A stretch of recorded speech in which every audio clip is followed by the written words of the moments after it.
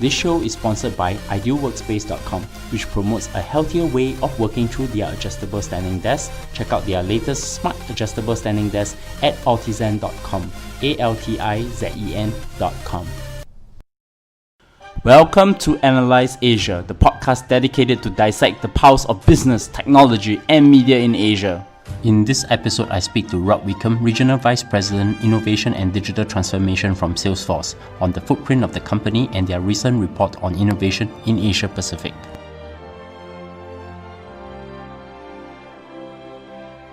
Hi, Rob. Hi, Bernard. How are you doing? I'm very well. Happy to be here with you today. Thank you for hosting me during lunch hour in Salesforce Singapore office. Our pleasure. We're delighted that you can spend some time here with us today. Yes, and I'm talking to Rob Wickham, Regional Vice President, Innovation and Digital Transformation for Salesforce. Before we get into the main subject of the day, which is an interesting report about innovation, all eyes on Asia research, I would like to get to know you better. How did you start your career? Sure. So, quick story. I grew up in the Caribbean, in the West Indies, and started my career once I graduated from MIT in Boston as a management consultant working for BCG in New York at the time. Moved on to spend some time in Australia as an airline specialist for BCG, and then joined a startup airline in London, as you would believe. We ended up selling that to a competitor, and then after business school, I joined a technology startup in Boston. Spent about 8 years there doing a variety of leadership roles, including marketing, product management, and then towards the end took over sales for North America. We ended up selling that to Oracle, did a little bit of time at Oracle, and now I'm at Salesforce.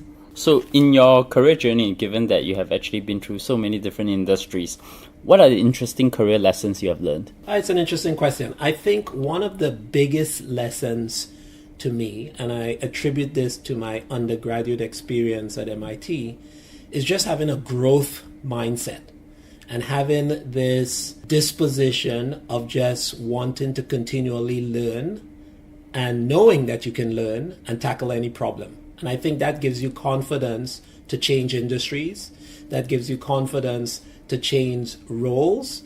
But at the same time, it also makes life exciting because I think there's so many interesting things out there to know that if you just lean in and put yourself in a position to absorb, good things will happen. So one of the things I do is I interview prospective students. I live in Melbourne who want to go to MIT, and they often ask me, what should I study if I go to university? And I tell them it doesn't really matter what you study as long as you're studying something that you're passionate on.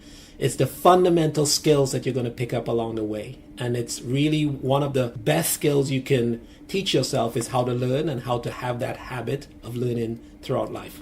I'm in Salesforce. I know what Salesforce does. I use Salesforce as a CRM tool for my business. Can you briefly give an introduction to the company Salesforce to my audience? I know it's in Silicon Valley and what it does. Sure, happy to. So we've been on a journey now for 18 years. The company started in San Francisco in 1999 when our founder and CEO, Mark Benioff, had a simple idea. He wanted to make enterprise software as easy to use as buying a book on Amazon. And think about it, back in 1999, that was a radical idea, right? Today, cloud computing is a pervasive mainstream concept, but back then it was really disruptive. And that led to 3 disruptions in the marketplace. One was a new business model, software as a service, pay as you go. 2 was it ushered in cloud computing, enterprise cloud computing. We really pioneered that space. And the third was Mark wanted to create a new philanthropic model to have an impact in the world around us. So we took 1% of equity, 1% of time, 1% of product, and put that into a foundation. And 18 years from then, it has really grown to have significant impact in terms of nonprofits and volunteer hours and so forth. Today, we are the 4th largest software company on the planet. And we continue to help companies large and small figure out how to transform the way they sell, service, and market to their customers. And you also pioneered the term App Store too, right? As I hear from Mark's interviews with various podcasts in the US. So what is your current role and coverage within Salesforce? Yeah, so I lead innovation across Asia Pacific.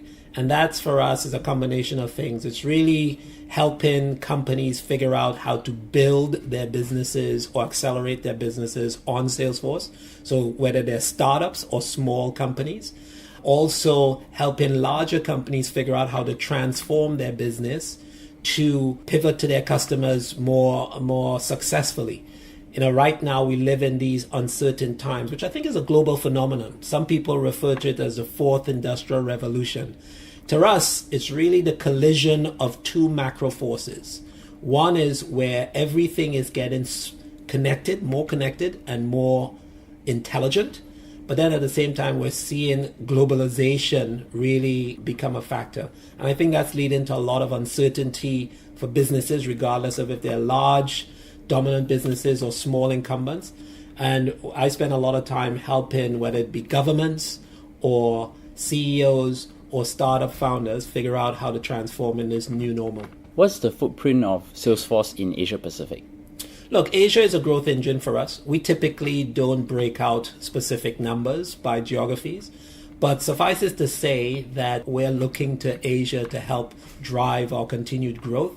And we've got a fair number of customers across the spectrum, whether it be small, medium, or large businesses who are doing interesting things. So one of my favorite stories here is, because I fly a lot into Singapore, is Changi Airport. So Changi Airport, award-winning airport for service, continues to try to think how to improve the level of service that it delivers to the millions of customers that go through the airport. And they've been working with Salesforce for years now to transform their customer service efforts. So if you've been to Changi recently, if you go through customs, you press a little smiley face on the tablet there. That's a Salesforce capability that allows them to continually measure and monitor and manage the level of service that they're delivering throughout the airport. That's very interesting. We come to the main subject of the day, which is Innovation All Eyes on Asia. Is a report that you did together with YouGov Research. So I think I will start off first by asking, what are the main objectives for Salesforce in building a report on innovation about Asia? Yeah, so I think it brings together two things that we think a lot about. One is customer success and innovation. Customer success, so we're constantly trying to figure out how we can do things to help our customers be more successful. And then innovation is core to our DNA. And we started, as I talked about earlier, through this disruptive journey in 99, and we're constantly thinking about how we can continue to deliver value to customers through innovation. So this report is a nice way of bringing those two things together. We think customers throughout the region will get value in reading that report and getting some of the insight in it. But I think it also highlights some of the areas where specific countries within Asia, because to us, you have to look at Asia as separate countries. And within the report, here in Singapore, given that we're sitting in the Singapore office, we surveyed about 100 IT professionals and IT decision makers, getting their view on priorities and the meaning of innovation and so forth. I'll tell you some of the things that jumped out at me. The first thing that jumped out at me was that we asked customers, when you think of innovation, what word comes to mind? And we collected all of that and created a word cloud. And you saw the usual words like different, products, services, new, creative. And when you stared at that word cloud long enough, one word, which to us is vitally important, was missing. And that is the customer. And for us, innovation is all about how do you do things differently to drive better outcomes for the customer. And while people may say that's an obvious point, the fact that it was visibly missing from the word cloud sends a message. The other thing that I think was interesting was we asked the respondents, which countries do you think within Asia are the most innovative? Japan came back as number 1, Korea came back as number 2, and China came back as number 3. The fascinating thing about that is even within Singapore, if you look at the Global Innovation Index, Singapore is the number 1 ranked innovative country within all of the countries that they look at. They're number 6 on the list, but number 1 amongst Asia countries. So the fact that the respondents within Singapore viewed other countries as more innovative than them says that you're in the aircraft while it's turning and you don't know that it's accelerating and turning around you. One interesting thing, I have the opportunity to actually read the report. So one of the things that it was mentioned in the report is that innovation, according to the Asia's movers and shakers, is the process of creating new and novel solutions to fulfill unmet customer needs. Does that align with how Salesforce or yourself, in your own opinion, what innovation is? Yeah, I think that's accurate because it talks about unmet customer needs, which to us is all about the customer. We get asked often, how does Salesforce think about innovation? Mainly because we have been recognized consistently by Forbes magazine as one of the most innovative companies on the planet. And for us, innovation has two dimensions to it. It's the things that we continue to do to deliver innovation to our customers. But more importantly, it's the things that our customers are doing to transform their businesses to deliver better outcomes for their customers. And that's where I think the true innovation happens. But the strength and the value of that innovation is measured by the impact it has on the customer. Because if you come up with a really cool technology, but customers don't value it or it doesn't deliver a better outcome for a specific customer, then you got to ask yourself, how innovative is it really? Right? So our central lens, one of our core values is around customer success. So that's why we always try to push that narrative and encourage our customers to think about better outcomes for their customers. Here's what is interesting to me. The report reviews what Asia's innovation landscape looked like from the perspective of the key information technology decision makers within the region. Where do you see are their current priorities and challenges in thinking about innovation? Yeah, so I think one of the things that jumped out to me was some of the challenges that the respondents pointed to in terms of their ability to embrace technology. Because we think companies today that are successful, and this is not an Asia thing, we think it's a global phenomenon, are the ones that can do three things. One is they can have strong customer empathy. So they have created structures and mechanisms within their organizations to better understand their customers. Two is they can move at speed. And there's this notion of bimodal IT that Gartner talks about. And we think the ones that are successful in tinkering with the engines while the aircraft is in mid-flight are the ones that are really out front.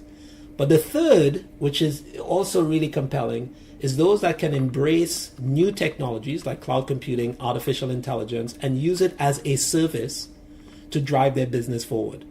And that bit, the feedback we got from the report was the things that are holding companies back in Asia are cost, access to skills, and access to the ability to keep up with the rate of change. Right? So that, on the one hand, makes a lot of sense, but it also informs the way we think about bringing new capabilities to market, like artificial intelligence. And if I go back to the earlier comment around the history of Salesforce, making enterprise software as easy to use as buying a book on Amazon, our strategy for artificial intelligence is making AI as easy to consume in the enterprise as it is to consume in the consumer world. So you look at how easy it is. Today I got two young kids, 10 and 13, and they upload photos all the time to Facebook. And it automatically recognizes the faces. They don't have to tinker with it. They don't have to tune it. They don't have to wrangle with the data. And you think about that experience and the experience that you have in an enterprise where you have to spin up servers. You have to go out and get data scientists. You have to go out and write your own algorithms.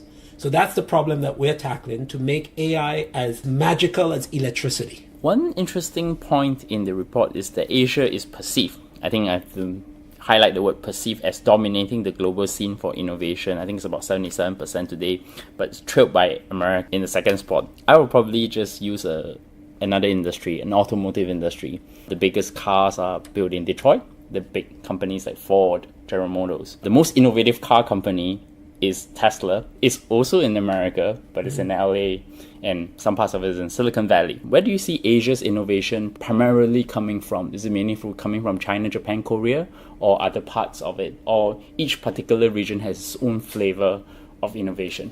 I think it's hard to look at Asia as a category. Again, I think you got to look at the individual countries. And when I look at Singapore, I am encouraged by the work that's being done here, particularly led by the government and its innovation agenda and the billions of dollars that they're pumping into the local economy to get the settings right. And I think you have to think about it as ecosystems. Where are the ecosystems most developed? And those ecosystems are going to create clusters for different domain expertise, right? It's like if you are growing wine, you would grow, again, I live in Australia, and Shiraz grows in the south and Pinot grows in New Zealand. And if you try to grow one and the other, you get bad outcomes. And I think when you look across the world, you're going to see innovation hubs crop up for center of excellence. But I think the job of the government in each of those hubs is to fertilize the soil, to get the settings right from a tax standpoint, from an ability to get talent into the country easily, from ability to attract venture investment, etc., etc. And you look at the things that's being done here in Singapore, I think it's leading the world. In fact, in Australia, we look to Singapore as a model for some of the things that we're trying to do there with the government innovation agenda. So I think that is interesting. The other question is which domains we think are going to lead the world. That's still an open question, and I think up for grabs right now, and that's part of the fourth industrial revolution narrative that's being hotly debated. But what about in the East Asia side? I mean, like China, you have WeChat, which is a totally different messaging system by itself. If you look at, say, Japan, robotics is very prevalent, and Korea, I guess, other than cosmetics, they also have most of the screens. When you talk about Samsung and LG, they have the best screens that's been used by almost every phones in the world. That comes to the other point, right? Culture seems to be very imperative in driving innovation within organizations. And most leading business leaders who I've interviewed here often agree on one thing. There's no one unified Asian culture, but there is Chinese culture, Japanese culture, Indian culture, or their individual cultural nuance. Does cultural nuances and also their level of economic development factor in how they think about innovation? I say that, for example, if we look at, say, Indonesia, it would be an emerging market. When you look at Singapore, Japan, Korea, it looks a very developed market. Where do you see that factors in? I think culture has a lot to play in general, and even within one country, there are cultural differences between organizations that's going to impact this. As I mentioned before, I spend a lot of time in my role talking to organizations on this topic, and it's fascinating to me how quickly we get to that point, which is around cultural mindset. And whilst there are differences by regions, I still think there are some fundamentals that persist, which is an appetite for risk. Regardless of the cultural environment, if you don't have the right appetite to take risks, to put yourself out there, to be prepared to fail, the entrepreneurial spirit is a juxtaposition with a strong belief that you can run through walls, but at the same time that if you fail, it's okay, right? And that in and of itself is a contradiction in terms, but it's fundamental in order to make progress. And I think in certain organizations, people feel, because you don't, just to be an entrepreneur or just to be innovative, you don't have to be in a startup. You can be in a big company trying to do really interesting things within the organization. And I think you're seeing a lot of companies now trying to figure out how to foster that spirit of innovation within their organization to look more like a collection of startups. And one of the challenges there is, how do you empower the employees to go out and try things, to experiment, and still feel that it's okay if they don't come up with something substantial, they have not limited their career within the organization. And a large part of that comes from the leadership. It comes from the top. It comes from the types of things that are rewarded. What behaviors do we reward? And what behaviors do we celebrate? And how do we handle circumstances where someone has done a project for 6 months and then they have to wind it down? Right? Because the best thing you can do is capture the learnings, wind down the project instead of throw in more money at it so that it limps along. So those are the things that I think are important when you think about driving a culture of innovation, and those are fundamental on a global scale. One interesting question I have is Asia ready to embrace innovation? I mean, here's a very interesting conversation I have recently with some of the SaaS companies, software as a service, pioneered by Salesforce. And they often complain to me that there are inherent difficulties for most Asian companies to move from a traditional enterprise sales cycle to now SaaS models. So, of course, Salesforce being known is easy to adopt, but when it comes to the rest of the other SaaS models, it becomes difficult. What are your thoughts on how people could break these barriers down to embrace innovation as it comes? I mean, we talk about AI, they are all embedded. We even talk about Internet of Things, they are also embedded within our ecosystem. How do you get these companies to start embracing this innovation? Well, I think it's a challenging question on the one hand, and it's a multi-part question. And I think part of it is the answer is a generational shift. So we talk about this concept of digital natives and digital immigrants. So my kids, 10 and 13, are digital natives. That's just the way they view the world. They will never go out and build a generator to put electricity in their house and just consume it out of the wall. That's the same way of building software and running it on premise in terms of running it as a service. So I think we're seeing the needle move in terms of organizations beginning to realize the disproportionate advantages they can get by consuming capabilities as a service, right? And if you look, one of the things I did today was to attend Cloud Asia, and the fact that that is a central topic being discussed right now means that it's front and center in the minds of major businesses here today. We view the same way as when you think about artificial intelligence, which is it's a capability that can and should be as ubiquitous and democratized as electricity, where you don't need an army of people in order to tap into those advantages. You don't need a ton of resources. It should be a native capabilities in the solutions that you consume. And that's the path we're going down as we build out our Einstein capability. So that's the way we view the world. And we think that it's a force that you just have to face into. I recall from the very beginning of this conversation, the missing word in the word cloud is customer. And customer retention is the key strategic priority for Asia's companies. And in fact, according to your report, 70% of respondents views this as a top priority in the next 12 to 24 months. How would you advise them in thinking about customer retention? And where do you think AI will sit in this part of the customer retention? Sure. So customer retention, and that also jumped out to us, the fact that that was a priority. Our starting point would be to think less about retention and think more about advocacy. You want to create brand advocates. You want to create people that are passionate about your products and services. And retention will take care of itself. If that's your mission, if that's your North Star, if that's your guiding principle, retention will take care of itself. And more importantly, now you've got an army of effective de facto salespeople walking the streets for you. So how can you create compelling experiences for your customers where they become passionate about your product and they tell your friends? Because we live in a world today where customers are hyper-connected, always on, highly opinionated, and they make their buying decisions long before they interact with the brand. Their mindset are driven by brands that did not exist 5 to 10 years ago. We all know who they are: Uber, Airbnb, Facebook, etc. So the challenge for companies today is, how do you become closer? How do you understand your customers better so that you can drive that advocacy? The answer is in the data. That's where the magic is. So what we encourage our customers to think about is tackling the problem in 3 distinct pieces. One is you got to collect all the data.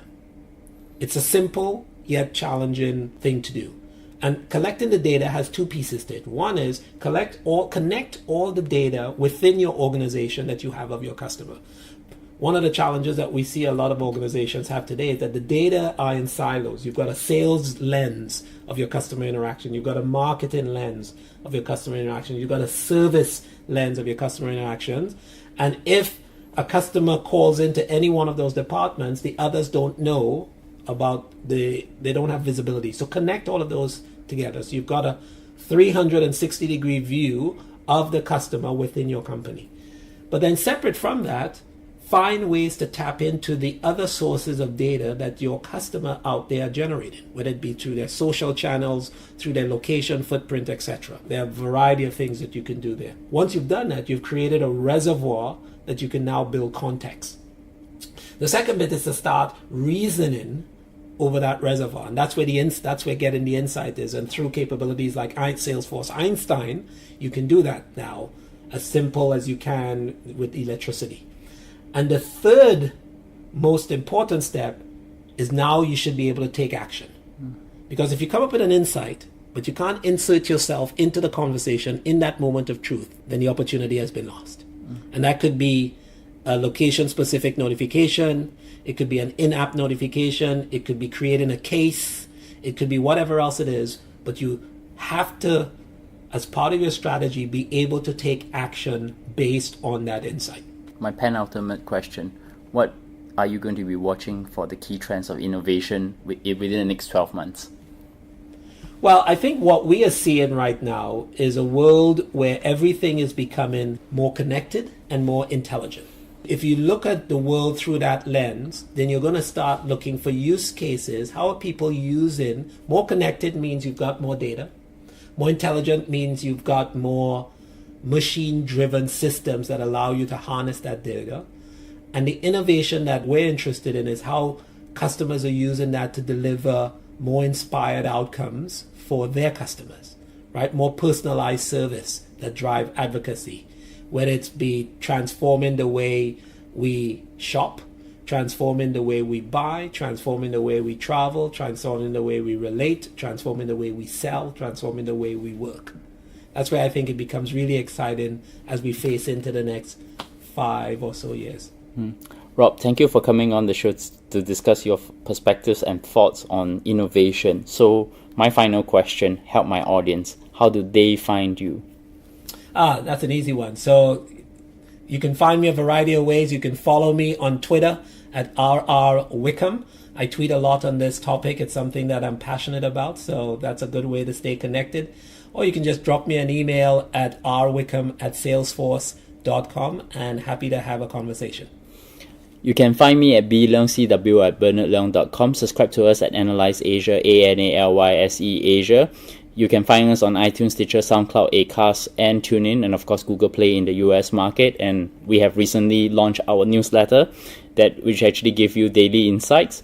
And of course, tweet to us, give us a 5-star rating on iTunes, and recommend us on Overcast, and of course tweet me comments. So Rob, once again, thank you for coming on the show. My pleasure, Bernard. A lot of fun.